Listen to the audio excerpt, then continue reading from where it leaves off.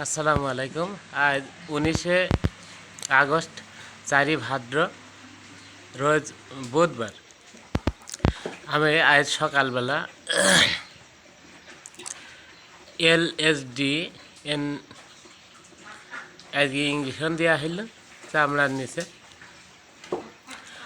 আমার গরু 6টা, মোট এর ভিতরে 20 মিলি ইঞ্জেকশন আছে। প্রত্যেকটা গরুকে 2 মিলি করে দিতে হয়।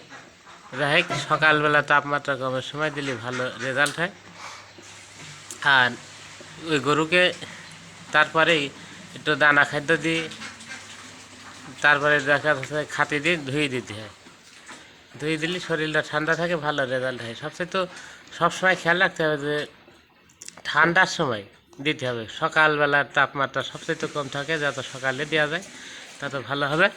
আর বাদ বাকি আমি 2 জন দিয়েছি, একজনের 3 গরু, একজনের 1 গরু, আর আমার মোট 6টা গরু। তো এই গরুটায় গতবার দেওয়া হয়েছিল, তারপরেও পক্স হয়েছিল ল্যাম্প স্কিন ডিজিজ। যাই হোক, হয়েছিল পায়ে একটা মোটা আকারে ফোড়া হয়েছিল এবং হয়েছিল। তো এই খুব একটা বোঝা যাচ্ছে না।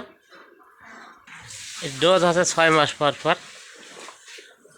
আমি গত 6 মাস দেওয়া হয়েছিল না, যার জন্য আমার সব গরুর হয়নি, খালি আর একটা গরুরই হয়েছে। এই গরুটা দেওয়া হয়নি, এটি 7 তারিখে দেখা নিয়েছে, আজকে 19 তারিখ, তার মানে এখনো 1 মাস পরিনি। যার জন্য এই গরুটাকে LSD দেওয়া হয়নি। এই ওষুধটা একমি কোম্পানি লিমিটেড, আর এর মূল্য লেখা আছে 2790 টাকা। শুনলাম যে 2300 টাকা নিয়েছে সর্বমোট। যাই হোক,